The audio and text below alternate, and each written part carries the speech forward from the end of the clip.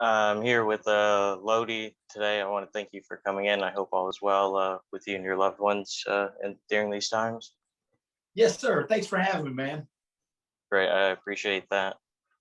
So, why don't you tell a little bit? Obviously, you're a professional wrestler. Where are some places you wrestled and people may have seen or heard of you? Well, I wrestled for years on TV with World Championship Wrestling. We were on TNT and TBS and a pay-per-view once a month back in the late 90s during the wrestling boom of those times. And so very blessed to get through that. I got to travel the world with not only World Championship Wrestling, but World Wrestling All-Stars as well, and made a couple trips to Australia and the UK. And so all over the United States. And I live a very blessed and charmed life. So if you're a wrestling fan, you probably know who I am. If you're not, you're probably wondering who is this guy. But yeah, I've been wrestling. Started in 1995, and it's 2021, and I'm still here. Yeah, living the dream. Yeah, I saw that you had started in '95, but that you'd also done the WCW Power Plant. Yes, sir. How was that? Because I mean, that was somewhat of a kind of, it was like an NXT that you see now, but that was like, it was kind of ahead of its time. And I know the setup was far different, but what were kind of some of your experiences with your time at the Power Plant? Oh man, it's bittersweet memories as far as just recently, which I'll touch on is I went down to get into the Power Plant. It was World Championship Wrestling's training school, basically, where they train the wrestlers to hopefully one day be on TV. And I had already been wrestling for about a year and a half doing independent shows, and I already been trained by C.W. Anderson. And one night at an independent show, we had a gentleman come up and ask my tag team partner and I if we were interested in furthering our career. What we probably needed to do was pack our bags and go down to Atlanta. I was in North Carolina at the time, and try out for World Championship Wrestling and go to the Power Plant. It was a 3-day tryout. And so the first time I went down for my tryout, they probably had, for our class, we had 27 guys show up on Wednesday morning. And at the final break on Friday at lunch, there were 3 of us left. Everybody had quit by then. And out of the 3 that were left, they invited 2 of us to come back and told one guy, hey, congratulations, you made it to the tryout, but you're really not what we're looking for. And, send him on his way. So about a week later, I packed up my bags and I moved to Atlanta. And strangely enough, the guy I was tagging with at the time, my taxi partner, he'd come down and do the tryout with me. And he actually quit on the second day and said, man, I wish y'all the best. This is just too hard. I can't do it. And it was 2.5 days of a whole lot of squats, a whole lot of push-ups, a whole lot of running, a whole lot of sprints, a whole lot of suicides, and getting in the ring and just running and running and running. And I felt very fortunate to make it through. And so one of my trainers at the time was Sarge Buddy Lee Parker, who a lot of guys realized helped train Goldberg. And when I finished, I asked him what branch of the military he was in, because I was also in the Army, and you have to go through basic training. I thought that was tough. And I said, I've never been through anything as difficult physically as what you guys put me through in the last 2.5 days. I said, what branch were you in? He actually said, I never served. It's just my wrestling gimmick. But he was one of the trainers. I know, never served. Yeah. But I mean, he missed his calling is what he did. Buddy Lee Parker has absolutely been a drill sergeant in the military. But the other trainer was Mike Winter. But the third trainer, and this is why I said it's a little bittersweet, but also relevant, was Pistol Pez Watley. And to my absolute outstanding pleasure and joy, last week, Pez was added to the legacy wing of the WWE Hall of Fame. So as a kid, I grew up watching Pez in the Carolinas with Mid-Atlantic Championship Wrestling and NWA. And so to not only watch him as a child, but also to have him train me at the Power Plant, I didn't realize he was getting put into the Hall of Fame. And I used this picture maybe 2 weeks ago for like a throwback Thursday on social media of Pez and I, where Pez actually took me on the road as his tag partner before I started full-time at WCW. So to find out that he got some just due, even though he's no longer with us, it was nice to hear, nice to see, well deserved. He was a heck of an athlete and a great entertainer. Oh, yeah, that's just excellent, and I think that's a good thing. I know some people complain about the Hall of Fame and that like they kind of throw some people in, but I think lately they've been doing a good job in expanding it in terms of giving recognition to more people. I know that some of the Colognes have been inducted, and they were from Puerto Rico and things like that, and they had such a great influence. So it's good that a lot of legends and stuff are beginning to kind of receive their due, Yeah. more so than they were, because history is super important. You said you started getting trained by C.W. Anderson. So how did you get in touch with him, and how did you really start on your wrestling journey in that You know, regard? as a kid, I grew up watching wrestling and loving professional wrestling. And it was funny around our house. My mom was not a big wrestling fan, and God forbid my brother and I to watch it. And I tell this story a lot, and people laugh. Like, your mom didn't even like wrestling. I'm like, no, we had to sneak to watch it. And so, but as a kid growing up, later on in middle school, high school, my dad would take me to the wrestling matches in the Greensboro Coliseum. So again, I tell people I'm so blessed to grow up with.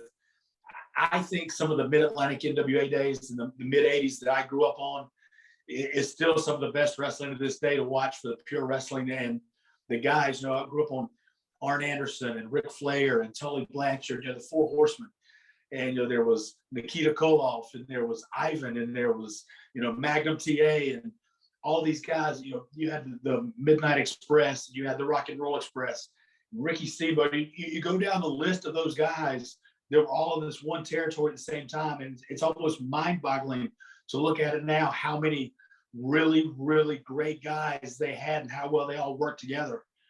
And so that was my once a month trip to the Greensboro Coliseum, and multiple times at shows I've stood up afterwards after I finished my match or whatever, and my dad's there to watch or something, thanked him for unknowingly paying. I put myself through college, but I jokingly tell everyone Dad paid my wrestling tuition and ticket prices at the Greensboro Coliseum when I was a kid. So to grow up watching those guys, and then as an adult wrestle on TV with World Championship Wrestling and become friends with Dusty Rhodes and friends with Nikita Koloff and all these guys, and fast forward to the point where I am now. I knew Arn Anderson before I met him, before I ever got in the wrestling business, but to work with him at WCW, and then to train his son Brock, and we had wrestling practice last night, and Arn was here and helping us. And so to have a life, like I said, to grow up and actually be friends with the guys you idolized as a kid, it's a pretty cool life I've been given. I've been very blessed. Yeah, it just doesn't get old, kind of, does it? Whenever, Right. like, no. Yeah. But to get to your question, you said, well, how did I get to meet C.W. Anderson? So growing up being a wrestling fan, went to college at East Carolina University, and had a roommate at the time who actually was an independent wrestler, and his parents were helping him with school. And so he didn't have to work or anything. So he did independent shows on the weekend. He really wanted me to get involved. And I was like, I just can't. I'm working too much. I don't have the time. But when I got out of college, I opened a personal training studio and had a gentleman come by one day, wanted me to sponsor a local wrestling show. And we started talking about wrestling and my love for wrestling. And he said, I was a competitive bodybuilder at the time. He said, my trainer, who was C.W. Anderson, probably needs to get in better shape. Maybe you could help him in the gym, and he could actually help you learn how to wrestle if that's something you were interested in. And so I made a phone call and went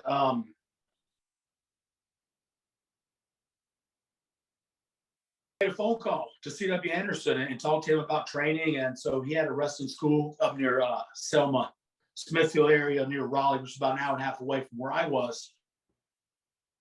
And they had practice on Tuesday and Thursday nights. And so I went up on Tuesday, a couple hours, went back on Thursday, went up again the following week. So I've been to 4 practices. And I showed up for my 5th practice, and CW was in the ring as I was getting ready, whatever. He said, so you're going to keep coming to practice, huh? I said, well, yeah, I'm going to keep coming to practice. What are you talking about? He said, well, tonight we'll start learning how to wrestle. I said, this is my 5th time here. What have we been doing? And CW looked it straight at me and goes, I've just been beating you up for 4 nights to see if you'd quit. I was like, what? He goes, that's what we've been doing. That's not wrestling. He goes, I've been punching you and kicking you for 4 nights to see if you give up. And he said, obviously you're going to keep coming back. So tonight we'll learn how to wrestle. I'm like, all right. And I don't know that it got much easier. That's the funny part of that story. He's like, okay, now we'll learn how to wrestle. It's not going to be like it was. It wasn't much different. But anyway, CW was a great trainer. He had great patience with me. And, 2.5 months later, probably or so, I had my first match. And then things kind of started to snowball from there as far as quick progression to going from never being in the ring to having your first match to working almost every weekend to working Friday, Saturday, nights. And, within a year and a half, I ended up down at the power plant, and trying out and making it. And 6 months later, I'm on TV and the Palace at Auburn Hills in front of 18,000 people at a pay-per-view. It's like, how did I get here? Right. And how fast, because I asked the same thing with Mr. Nikita Koloff as well. How fast did you kind of notice your wrestling ability start to improve, especially because you're learning from one person and then you go to a power plant. So, and there's Right. obviously different mindsets and stuff. So how much did that help you kind of expand your ability just all around? Well, my wrestling, obviously, when you go from maybe like a lot of indie guys who, once they get trained, I feel like one of the problems is they don't continue to train. Okay, I've been trained, I just do shows now. And so they don't really practice like they should. And maybe that's why they don't make progress, even though they're wrestling maybe once or twice a week. When we get out of the power plant, I was in school every day from, we went in 9:30 every morning to lunch, took a lunch break. And a lot of guys, they've been there for a while, they only worked till lunch and they wouldn't come back. But the first couple of months I was there, me and my tag team partner who came down later and made it through the tryout and joined me at the power plant, we would come back after lunch and go for another couple of hours. And so when you're in the ring 5-6 hours a day, 5 days a week, and still wrestling on the weekends, you make a lot of progress. You really can. And so I would say, obviously, my wrestling got a whole lot better. In hindsight, Nikita and I have had this conversation on multiple occasions, especially when we've been together, is there is no way I do or Nikita does what he does without God's influence. There is no way possible. Nikita Koloff's first time in the ring was for a TV taping. No practice, no anything. There is not a promotion in the world that would take a guy who's only played football and stick him on a TV taping with a wrestler in the ring and call it like they did with Nikita. And so, and for me, not as fast as him, but still, like 2-year period from taking my first bump to all of a sudden I'm on a pay-per-view. It's really unheard of. So a lot of these guys, they spend 12, 13, 14, 15 years doing independent shows and travel the world before they get a shot on TV sometimes. And so he and I both laughed that God was preparing us for something else. And he really cleared the way for us to be in the right place at the right time to do what we did. But we joked that, what we did back then would get in the car, go to the airport, fly to a town, entertain or perform in front of 10, 15, 20,000 people, go to a hotel, fly to the next place. And we do the same thing now, except we're just going to speak and spread the gospel. And so we think a lot of that was basically preparing us for what we do now, give us a backdrop of a platform for people to hear about the gospel of Jesus Christ. And you're talking about doing public speaking stuff, and how much does being in the wrestling business prepare you for that? You gotta being able to cut a promo, which one's a little more high pressure, Yeah. And it's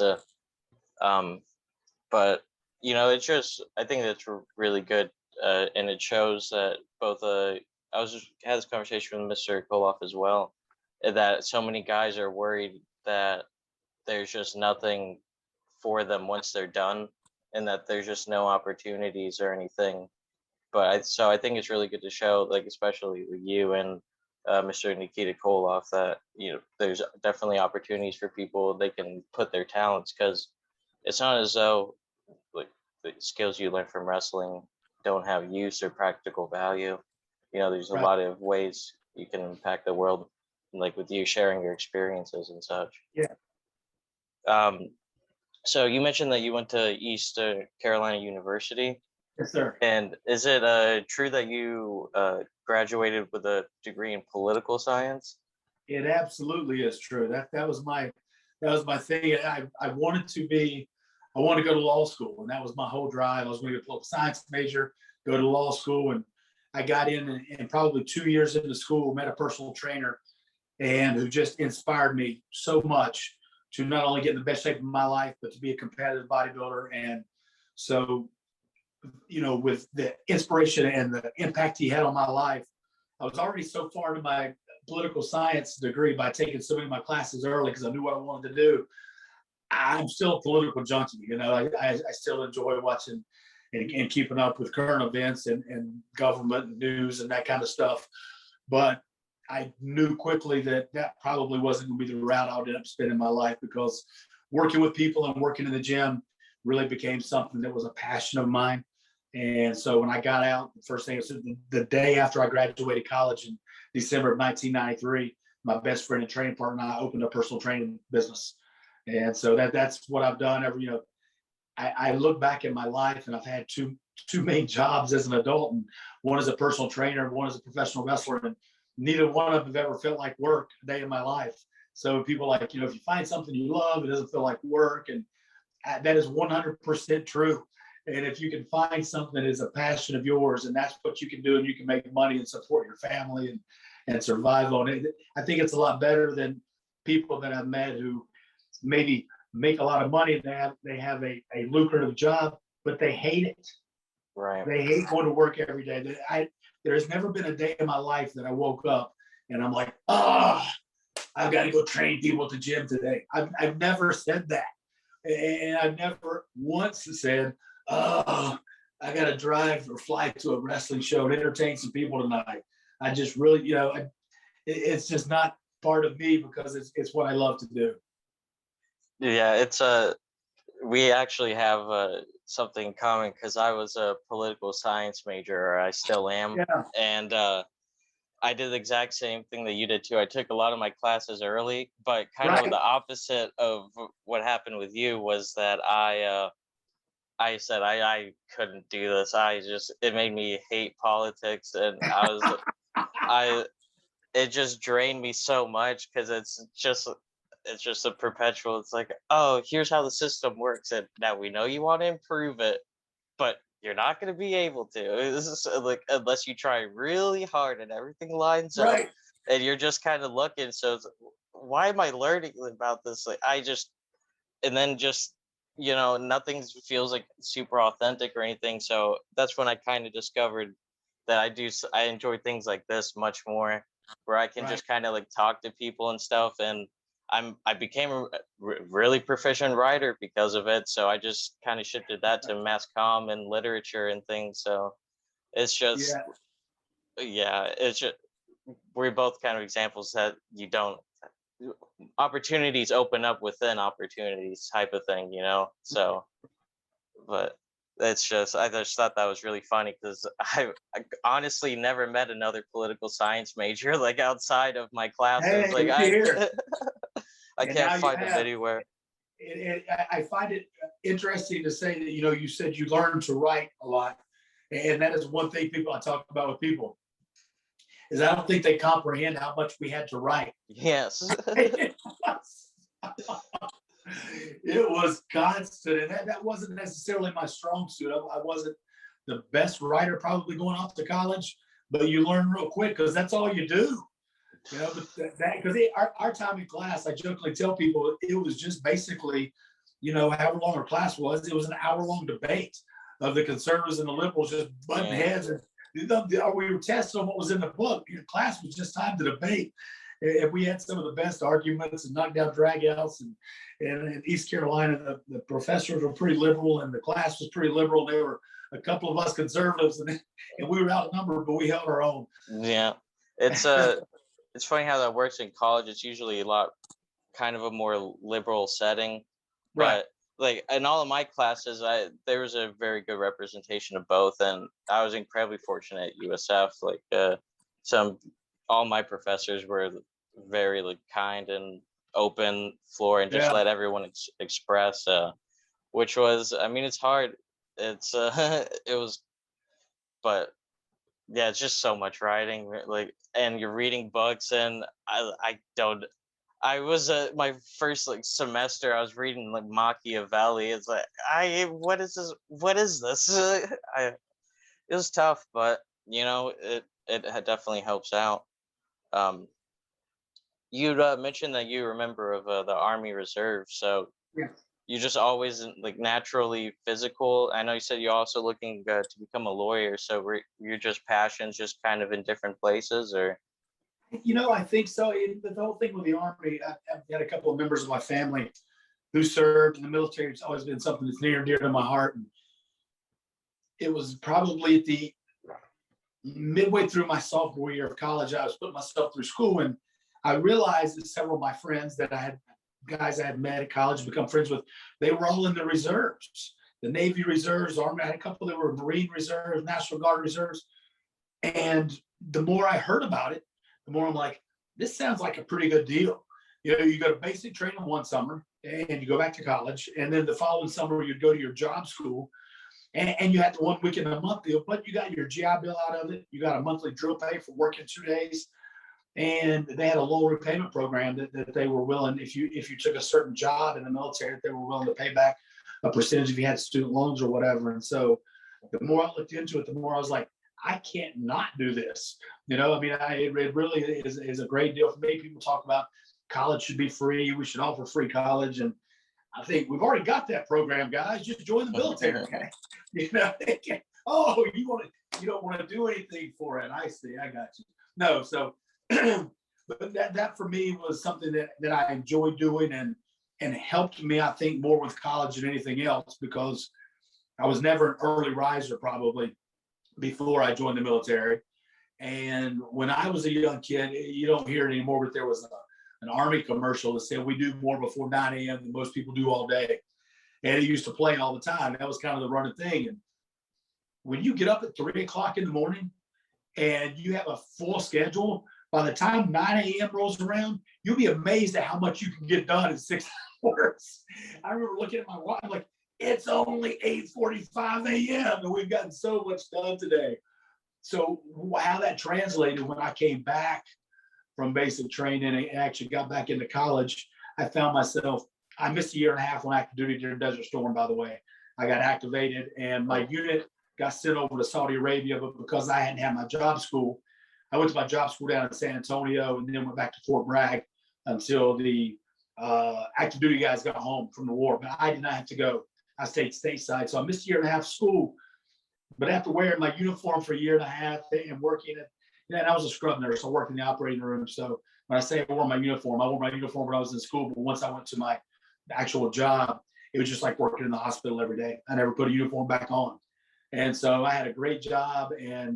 But when I got out, went back to college, a couple of ROTC instructors like, you ready to get back into ROTC? And I'm like, no, I'm ready to get out of college and go to work. I said, I've been a soldier for a year and a half. It's time for me to finish. So I took all 8 o'clock classes and took a full, load every semester and every summer school until I graduated. So it helped me with the discipline in a lot of ways. And I imagine, especially like just prior to kind of wrestling, you do Army Reserves. I know that you said the power plant training is also tough, but it's almost, I know supposedly a lot of people have the mindset like, oh, I already did this for the Army, I can do it again, kind of like Right. no problem. And it gives everyone kind of like a mental crutch that they can always like rely on. So I assume that's just kind of a very positive and beneficial thing for you to have for your career. Absolutely. Yeah, and a lot of times, you go through some tough things in basic training, and there's tons of videos even to this day still on YouTube about the power plant tryouts. While I was down there, there would be, it almost there was a different film crew there every month to film what we were doing. 2020 sent somebody down, and Daylight sent somebody down. It's like all these different news shows would come down just to see what kind of torture that the trainers were putting the kids through, and to get a glimpse of these guys, grown men, throwing up and passing out and falling out at tryouts, to become a professional wrestler. And so those are, like I said, those are still up on YouTube. You can pull some up and laugh, and they're fun to look back on. But you get through stuff like that, and I absolutely think it helps with the mindset of, if I can get through that, I can get through X or whatever it may be. It'd be mentally tough and physically. I think for me, and it's one thing I preach to my personal training clients in the gym is, your world could be falling down around you emotionally or whatever's going on. But if physically your body's strong, to me, it's always a little easier to handle. It's like I can take on a little more, work a little longer, whatever the case may be, if my body's in good shape. But if the world starts breaking down and your body's not in good shape and you don't have that kind of stamina or that kind of endurance, it's kind of like a double whammy there. So Yeah, it turns out to be a wrestler, you kind of have to be in shape a little bit. there's that. Yeah. I never would have guessed. It's gone, it seems, are the days of haystacks and the Yeah, great Antonio, where you can just kind of be a little bit that big because it. yeah, Uh, um, so you debuted for WCW rather at World War III in '97. You part of the Ravens flock. yeah. How fun of an experience is that? You finally getting to make your entrance in on a pretty big stage. Yeah, a pretty big stage. And part of that day, we had to when that back then, if we had a pay-per-view on Sunday afternoons, we had to be at the building at 2 o'clock. The show started at 8. And you get there at 2 o'clock, you go to catering, you hang out with the boys, whatever, and pass time, figure out what you're doing on the show and walk through some things maybe. But there is a lot of alone time if you need it or want it. And I'll never forget walking up into uh, the building and walking out in the arena and probably 3/4 of the way up or whatever, just kind of hanging out by myself for a little while and sitting there and looking at this building because I'd never been to the Palace at Auburn Hills before, but of course I watched the Pistons play there and play in the NBA series there and that kind of stuff, and all of a sudden I'm sitting there knowing in 6 hours I'm going to be in front of a packed arena, the largest crowd I've ever been in front of at the time. That's just in the arena, not counting the worldwide audience of the millions they're going to be watching. And it really seems surreal to me. And it's funny how, like I said, I can look back on that day, and that's one of the things that stands out even more so than what we did that night in the actual with a flock. And I didn't have a name yet and that kind of stuff, but it was really interesting that I can so remember sitting in there in the arena by myself and just thinking like, how am I here and what's going on and how is this actually going to work out? Because it was all new. I was excited and I didn't have a fear of failing. It was just one of those things where it's like, okay, this is what I've wanted and now it's here. So how satisfying is that too? Just having that goal and be able to accomplish it, and knowing that no matter what else happens, that you did what you wanted to do. Yeah, a story I share a lot.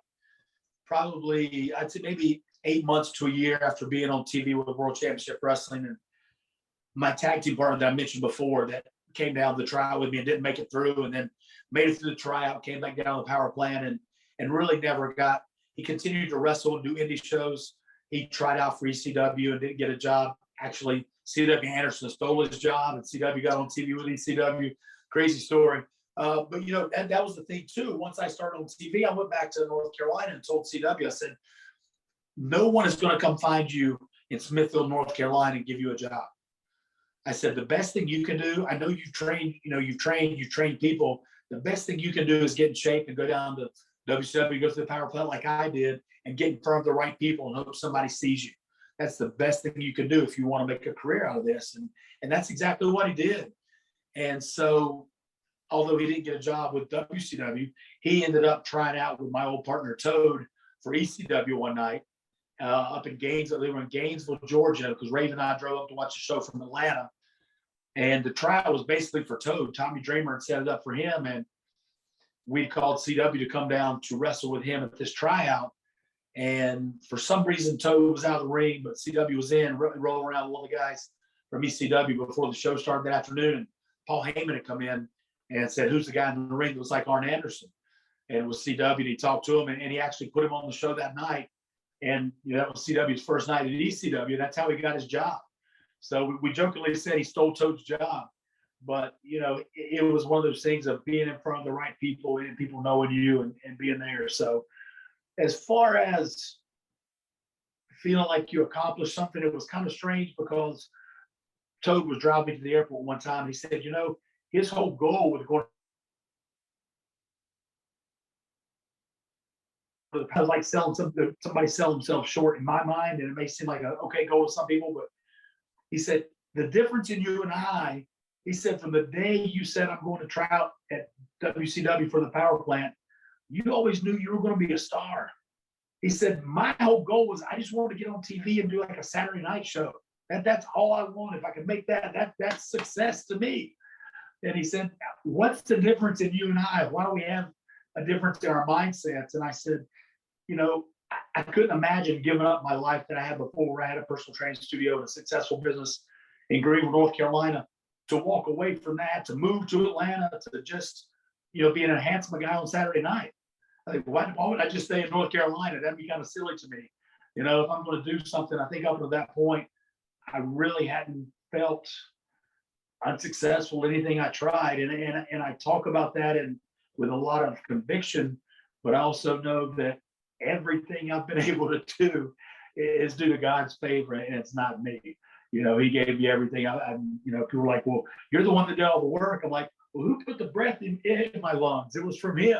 Who gave me the body to be able to lift the weights and the mindset and the ability to do those things. And so I can't really take credit for all that. If I do, I'm just boasting about nothing. So that was the thing for me. I had high goals, but I never had an idea of anything less being satisfactory, or, I learned something from Nikita and Lex a while back that I love, and I've stolen from them, and I use it regularly. If you're going to do something professionally or whatever it may be, do it with excellence. Do it to the best of your ability, not 50%, not 60%. And I feel like without that saying, that's kind of how I live a lot of my life anyway. But I love that. I got that, Lex and Nikita are big on that. Do everything with excellence. Yeah, I had discussed that with him as well, because I told him that was that was a lesson that I had struggled to learn, especially with school early on, like not taking not giving it the respect and attention it deserved.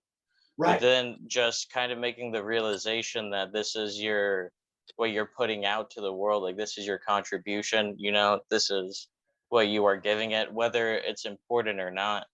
Like give it your best, no matter kind of like where you're working, like whether it's you're working in Walmart, or you're a chef, or you're wrestling at WrestleMania, or you're an athlete or writer or anything. Just it's what you are giving to the world, and you should give it your best, because that's just I just don't understand, like just not once the gear clicks, it's so hard to understand how you ever had the opposite mindset. Yeah. It's just so important to give it your all. um and also with your point on God, not to be disrespectful, because I understand what you're saying with that, but I think it's also important not to take away from your own contributions to that as well, because I know you say that He gave you your body and the soul and everything, which completely respect, understand, but it's also important that you're kind of the one that made the decision to use that in an effective way, Right. and use the gifts that you were given to their fullest. So I think while it's important to thank the people that you obviously credit, it's also important to, recognize your own contributions and your own self in that process. Yeah. Um, We have personal choice. I mhm, could have chosen to eat Oreos and watch cartoons, yeah, or play video games. And so, I understand, those things as well. It was a personal choice I made. And so I get that part of it as well, and so the trade-offs there, but I was thankful that, again, because I had the ability, and being in the right place at the right time, I think was some divine intervention for sure. right. And you mentioned just earlier when CW you gone to see his tryout, and you driven with Raven. Yeah, obviously Raven is quite the interesting fella, has Yeah. quite some interesting stories, and I assume you got to travel with him a lot because you're part of the flock. What are some what are some experiences you had with him? Because everyone's heard quite a few tales. Yeah, they've heard a lot of tales, man. It's funny. We joke, and we all do podcasts, and we all do shoot interviews and things like that. And it's so funny to hear Raven recall some of the stories, and Saturn recall some of the stories, and me recall some of the stories. And it almost reminds me of, and Netflix turned it into a movie, but the Motley Crue biography, Dirt. Have you ever read that or know anything about it? I know, I've known a bit. My dad taught Well, history of rock and roll, but so I yeah. yeah. So the thing about the book is, which came out years ago, they go through like something that happened to the band, 1988, let's say in LA at the Forum or whatever. And they give each band member's take on what happened. And so there's four of them. So you get four completely different stories.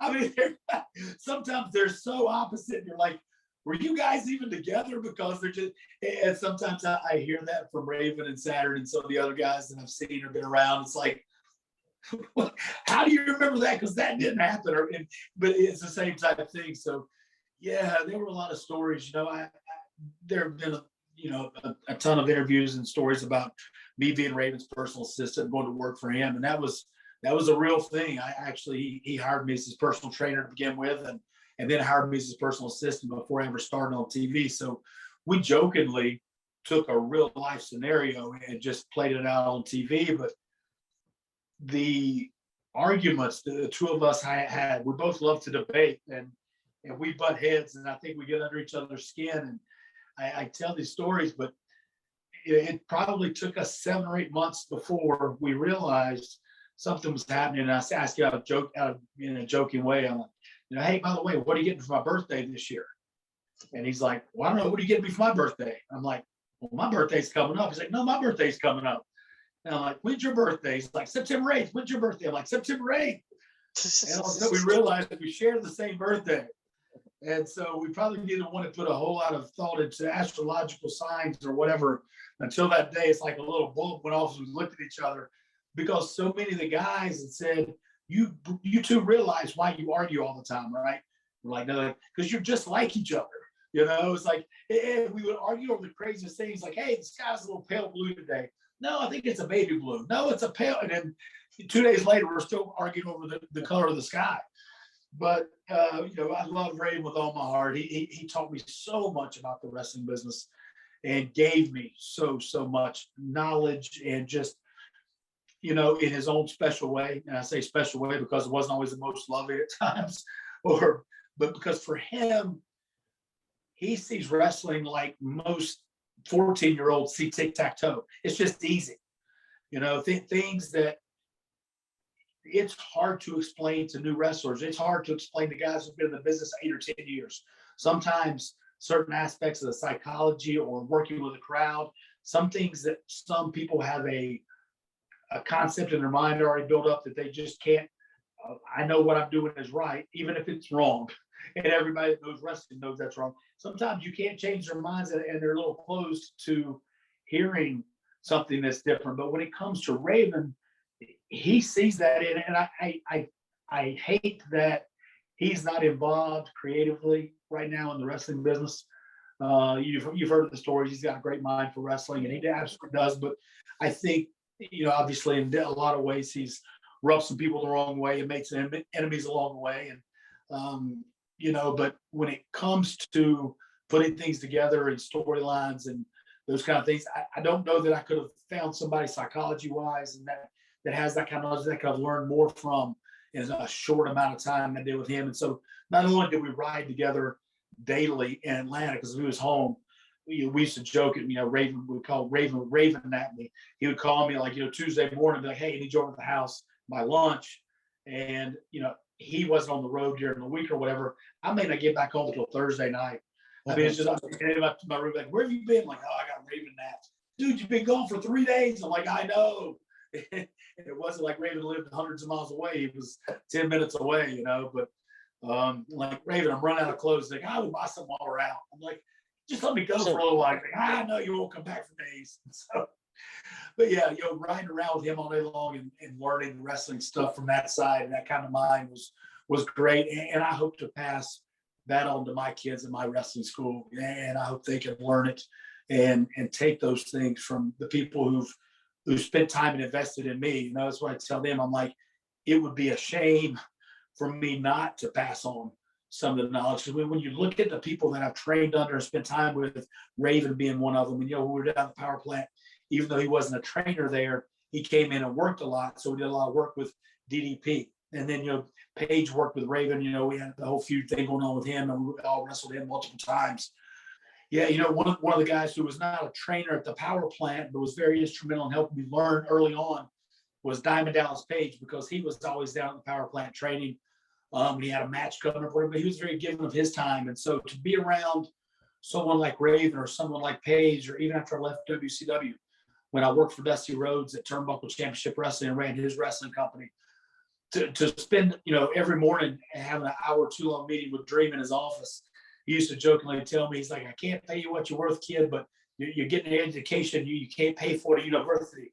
And it was so funny because it's one of those things where, in hindsight, you can't go to school and learn these kind of things these guys had in their heads and the experiences that they shared. And you take away, Raven and DDP and Dream and the charisma those guys had and their ability to make people be invested emotionally in what they were doing in the ring and care.